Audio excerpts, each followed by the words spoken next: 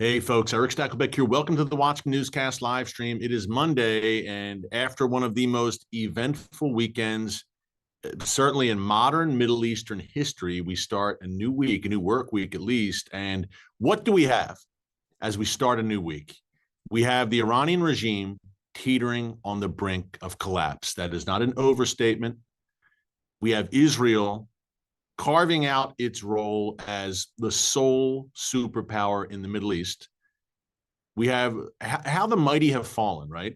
To get biblical about it. Oh, how the mighty have fallen. Look at the Iranian regime, which just a year and a half ago, October 7th, 2023, Iran and its ring of fire, its proxies, Hezbollah, Hamas, they were ascendant. Israel was on the ropes. It had just been invaded. 1,200 Israelis had just been massacred by Iran-backed Hamas hordes. Over 240 hostages dragged into the bowels of Gaza.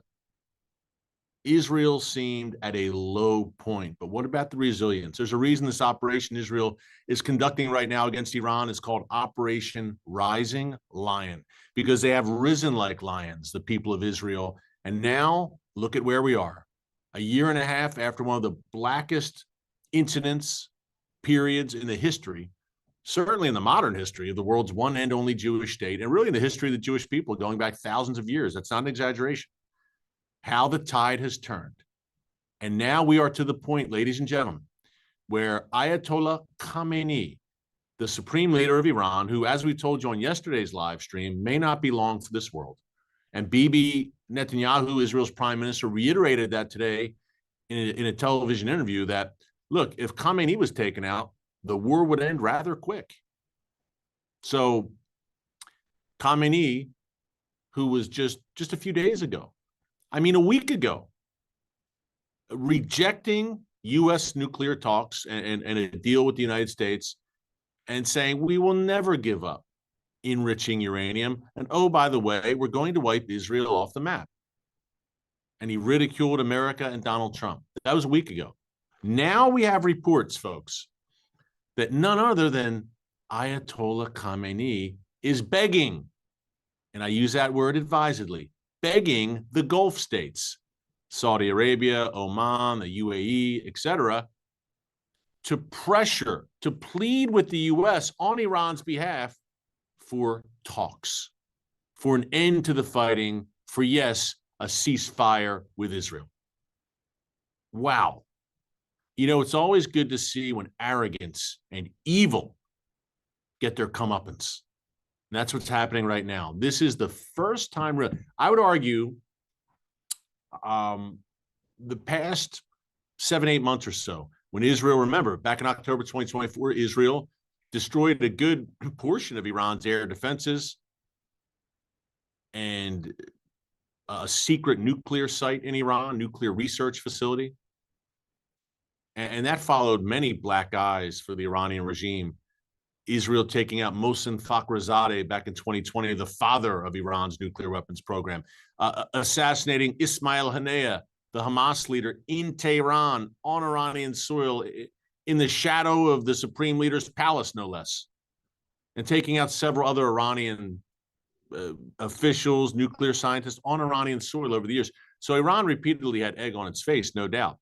But this exchange, Operation Rising Lion, this Israeli operation, this, folks, is the first time, I'd argue really since 1979, that the Iranian regime is paying a powerful, long-lasting, immediate price.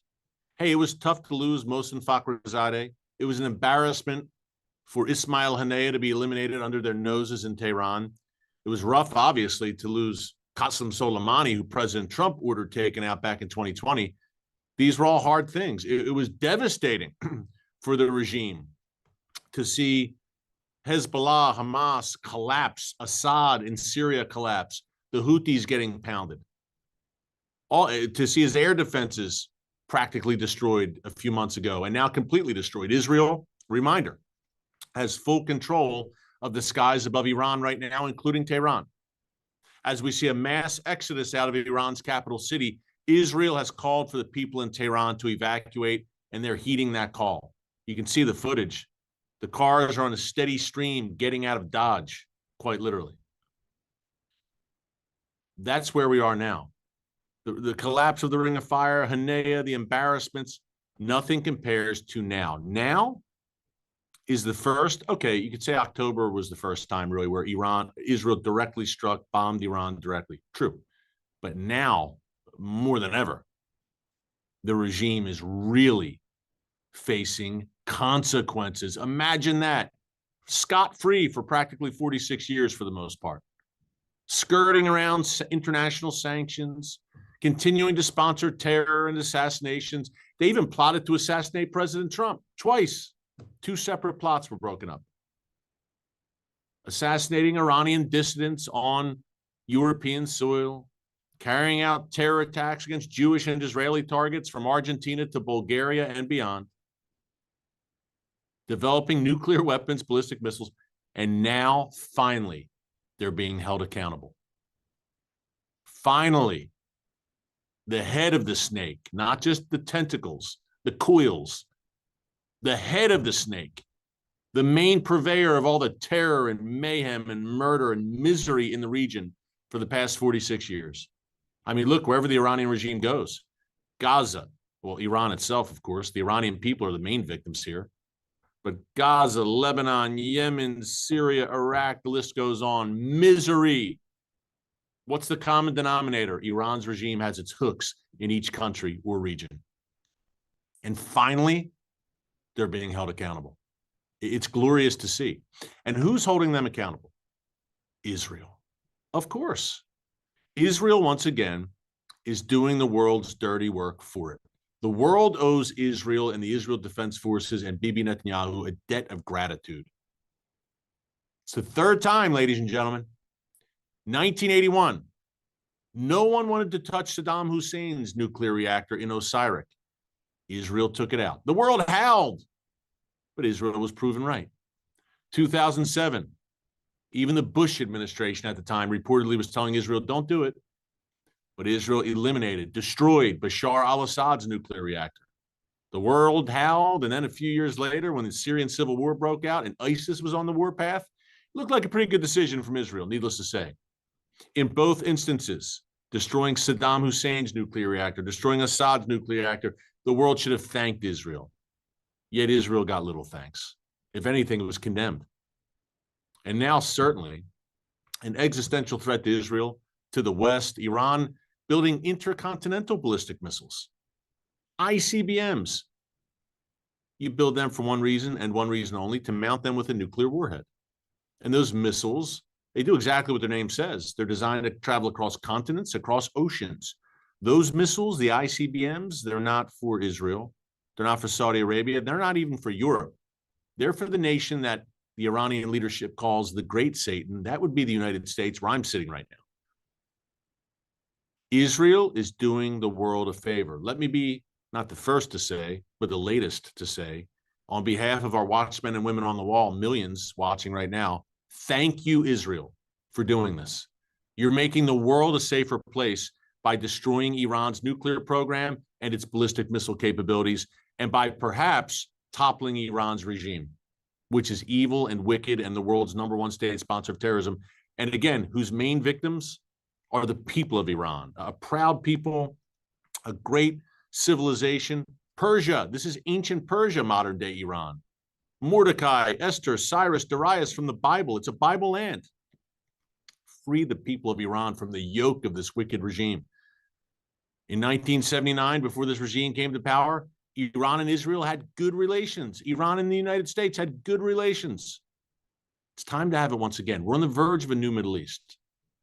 I'm going to break down Khamenei's pleas for peace. All of a sudden, the Ayatollah believes in peace, even with the hated Zionist entity. Wow, he's really on his knees and really fearing the collapse of his regime. Good. We'll talk about that. We'll talk about the U.S. role in all of this. How long will this last? I mean, will the U.S. get involved and deal a knockout blow by bombing the Fordow nuclear reactor, which is heavily fortified, buried deep underground? There's been rumblings, and I talked about this on yesterday's live stream as well. Speaking of which, if you missed yesterday's live stream or any of our streams over the past few days, hey, be sure to subscribe and click the notification bell so you get alerts every time a new video is posted. We're coming to you every day.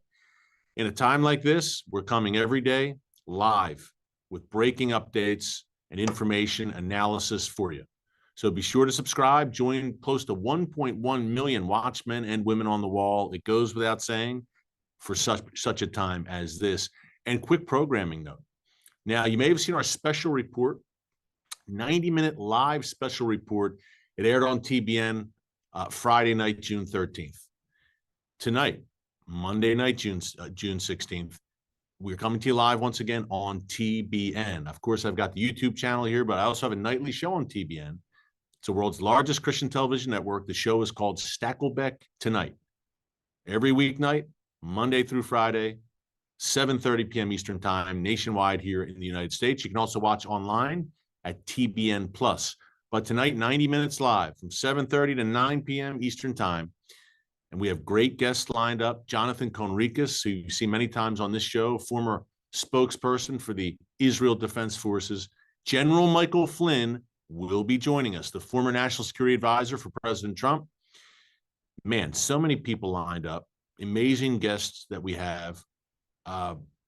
There's too many to name. Let's just say that. Yair Pinto, our good friend from TBN Israel, will be on the ground in Jerusalem with live reports. It's all live. And folks, I have to tell you, I'm doing it right now. I'm live with you now. Thousands of you watching. There's nothing like live TV. It's a different energy. It's man, it really gets your juices flowing. So it's going to be good. Be sure to check that out tonight, 7:30 p.m. Eastern Time on TBN. Okay, let's break this down. Khamenei. Gosh, he was so confident. I mean, just last week, he was talking about destroying the Zionist entity and snubbing his nose at America. Wow, what a difference a week makes. Okay, here's what we're hearing now. This is from the Economic Times. Just reading this straight off my phone. Iran's Supreme Leader Ali Khamenei bends and is asking the Gulf states to pressure the U.S. for a ceasefire with Israel. I mean, this has to be for him. I mean, he's devoted his life to destroying Israel and the Jewish people. Not only devoted, I mean, he's promised he's going to do it. He even wrote a book a few years ago. It was called Palestine, that predicted that Israel would be gone by the year 2040, wiped off the map. I mean, the wind was at his back. He had it all going for him.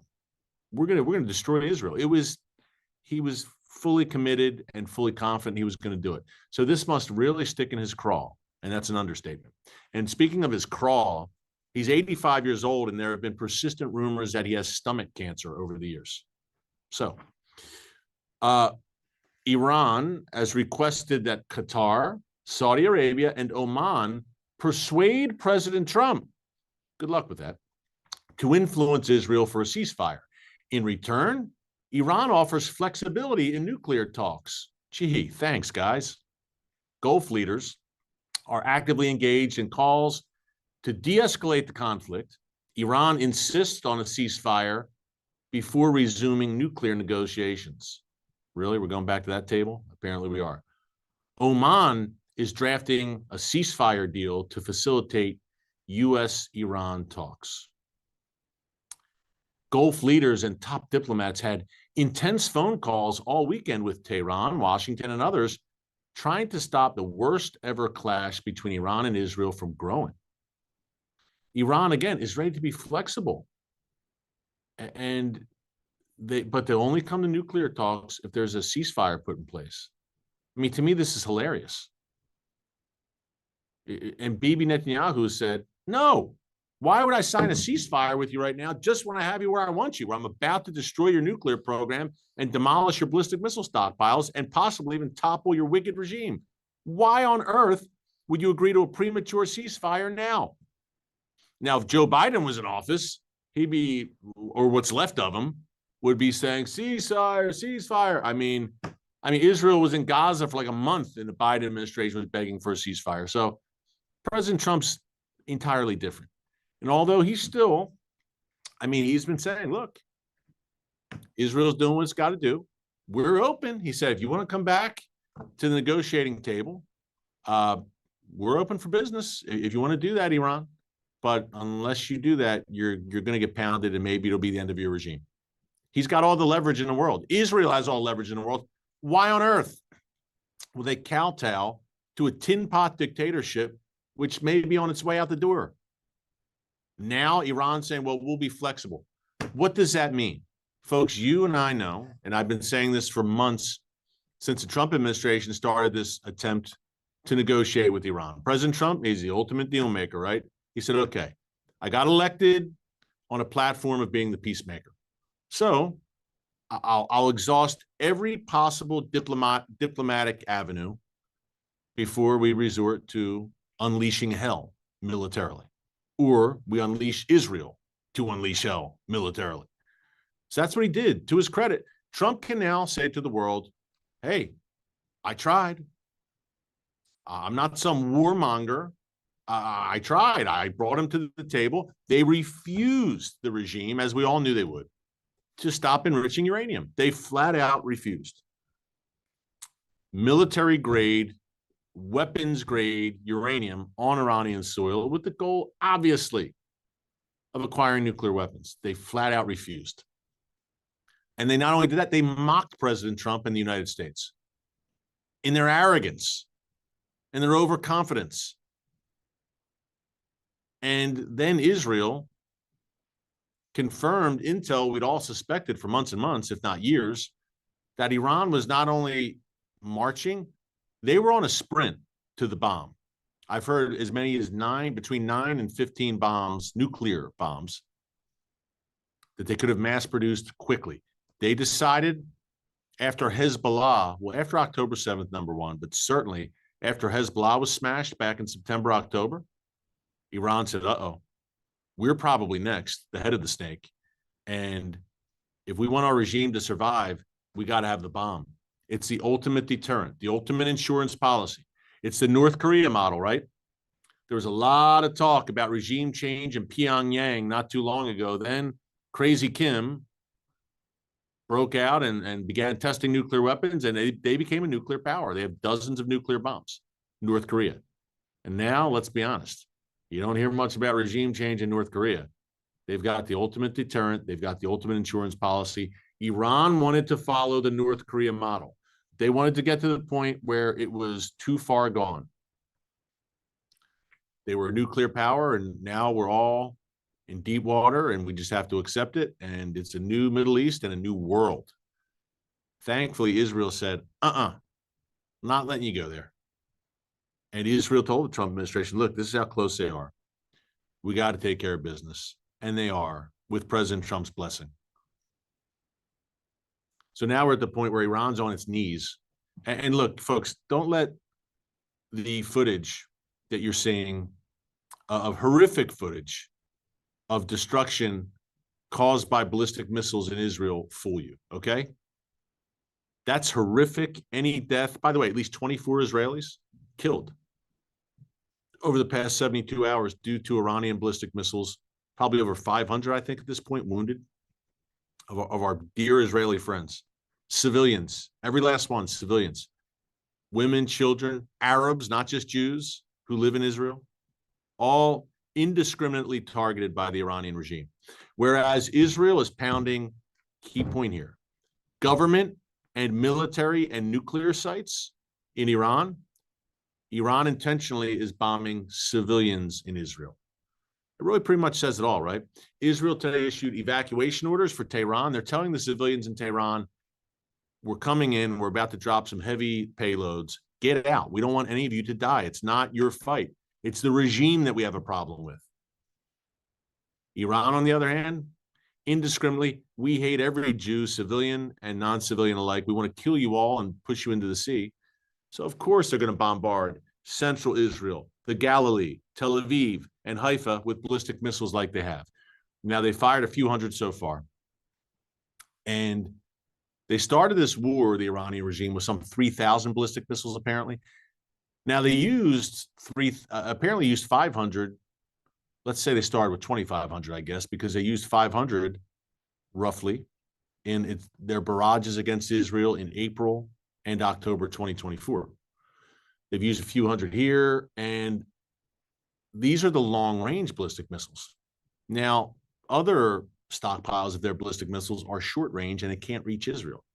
So they're getting, folks, it's whittling down. And before, where they could launch 200 ballistic missiles at once, now it's a volley of like 12, 15. Again, I'm not downplaying. It's lethal. May the memory of everyone who lost their lives be a blessing. Pray for their families. Pray for God's iron dome, divine iron dome of protection upon Israel. Look, not every missile can be intercepted, despite the incredible success rate of Israel's missile defense and despite help from the United States. Defensive help in intercepting those incoming Iranian projectiles, some get through. But despite all that, it's a minuscule amount, number one, despite that when they do hit, they cause a lot of damage, as you've seen on your TV screen. But they're few and far between. Most are being intercepted. And here's a key point. The IDF right now, I mentioned earlier, has freedom of movement, complete control of the skies above Tehran and above Iran writ large. So the IDF, the Israeli Air Force, is systematically destroying Iran's missile launch pads, missile launch capabilities, and the missiles themselves while they're still on the ground. That's the mission now. And some one-third we're hearing, of Iran's ballistic missile stockpiles have now been destroyed. This is in what, 3 days, 4 days? This is astounding. Absolutely astounding. Let's sit back for a second and just take in what Israel's accomplished here. I mean, one-third of Iran's ballistic missile stockpiles destroyed. The Natanz nuclear reactor, its main uranium enrichment facility, destroyed. Other nuclear sites like Isfahan on their last legs, thanks to the Israeli strikes. Iran's state broadcaster, a propaganda mouthpiece, bombed today while they were on air. Interesting. Talk about breaking news. At least 20 Iranian top military officials, generals, the head of the Islamic Revolutionary Guards Corps, all eliminated, all gone. Some 13 top Iranian nuclear scientists, the brains behind that nuclear program, eliminated, killed in the past few days. Khamenei, perhaps in the crosshairs. Again, as I told you earlier, Bibi said today, look, it's all on the table. And he seems to believe if the head of the snake, Khamenei, is eliminated, maybe this thing just ends. Kind of like what happened with Assad back in December, right? He fled the country and the Assad regime collapsed.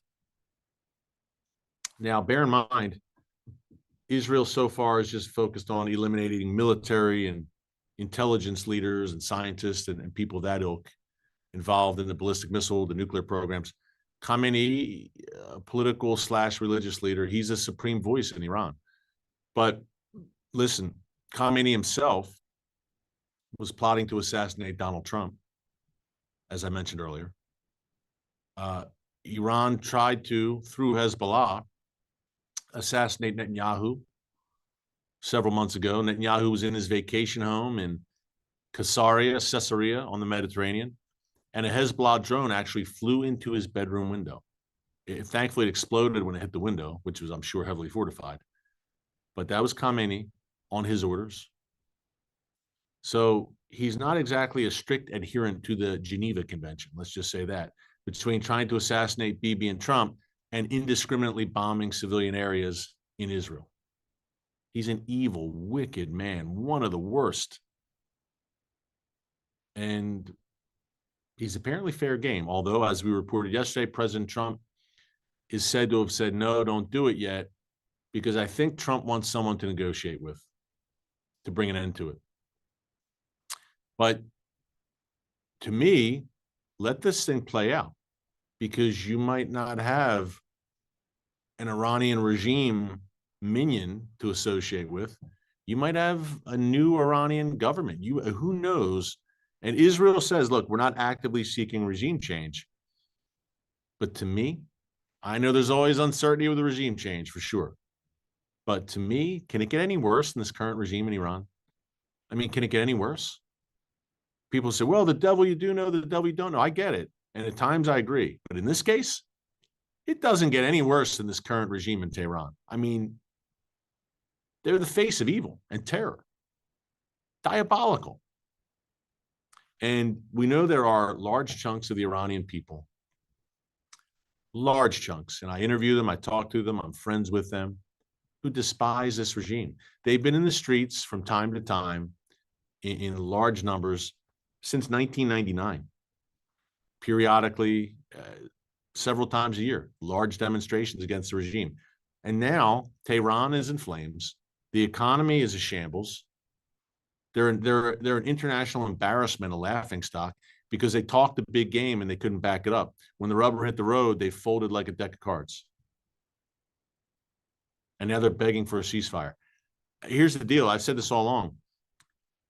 If there's a ceasefire and Iran is brought to its knees and just embarrassed, and they agree to a nuclear deal that just makes them look just so weak, then he looks vulnerable. I mean, he's fair. He might be ripe for the pickings. The Iranian people might say, let's rise up. But I said all along, and if he doesn't do that, if he doesn't agree to it, he was between a rock and a hard place. If he didn't agree to a deal, you're going to have what you have right now. And the Iranian people may be saying, hey, they're ripe for the pickings. So either way, he lost, and I can't say I feel bad for him, the supreme leader. But to me, finish the job. Don't agree to a premature ceasefire. Don't let them off the hook. Why? Finish the job. Destroy the Fordo underground reactor. You must. And I don't know that Israel, but yeah, I'm hearing people say, I don't know that Israel can do that alone. Might need a US B-2 bomber to help with those big bunker busters. But I don't know. Call me crazy, but Israel's made some pretty impressive strides the past few days and the past few decades with ingenious, daring, stunning, improbable military and intelligence operations. If anyone can do it, Israel can do it.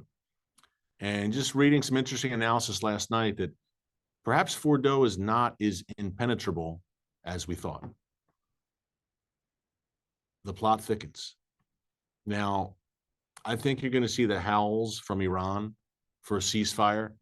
It's amazing. This is like the bully who's bullying and bullying, and then the bully gets punched in the nose, and the bully cries and says, he hit me. He hit me. This is what you have right now. It's really actually amusing to watch the regime grovel, the regime which has caused so much murder, mayhem, and misery, and grovel to Israel. You know, I've been saying the last few days, the book of Deuteronomy, God says that, tells Moses, Israel will be the head of the nations and not the tail. There's a lot going on, folks. And let's see where this goes. I don't think Israel's going to let up. Bibi said today, I'm in no way, shape, or form seeking a ceasefire. We're going to finish the job. And he said, rightly, here's the big takeaway of this live stream today. If they were to get a ceasefire and go back to the nuclear negotiating table, what would they do? They'd play games and drag it out and double talk. We know, we've seen this script for years and years and years. Obama fell for it. Trump didn't. Trump said, I'll give you 60 days, Iran. They didn't bite. On day 61, the bombing began. It's amazing when a leader actually follows through and keeps his promises. But we know where this is going. If you let them survive, if you let the nuclear program survive to live another day, they're just going to rebuild it, and you're going to have to hit them again in 3 years, 2 years. I mean, nip it in the bud now. Don't agree to half measures. They're on their knees. Finish the job. And finishing the job, I pray it means that this regime's out of here, gone, and that the Iranian people rise up and establish a new Iran. But in the very least, finishing the job is destroying the nuclear program and making the ballistic missile program ineffectual. We shall see. Will Israel finish the job? Will the world start howling and pressuring? We shall see, folks. Fasten your seatbelts. I'll be coming to you every day this week, no doubt. So be sure to subscribe, click the notification bell, and remember tonight that programming note between 7:30 p.m. and 9 p.m. Eastern Time on TBN, the world's largest Christian television network. You can watch it anywhere. You can watch it online as well, TBN Plus. We're going 90 minutes tonight, a special report the Israel-Iran war. We'll see you then in a few hours. Until then, God bless you. Pray for the peace of Jerusalem, and remember, never hold your peace. Hey everyone, thanks for checking out the Watchman Newscast. Make sure you hit the subscribe button so you never miss an upload, and tap the bell icon so you're notified every time a new video is posted. And don't forget to share your thoughts, insights, and comments below. Thanks for watching. We'll see you back here tomorrow.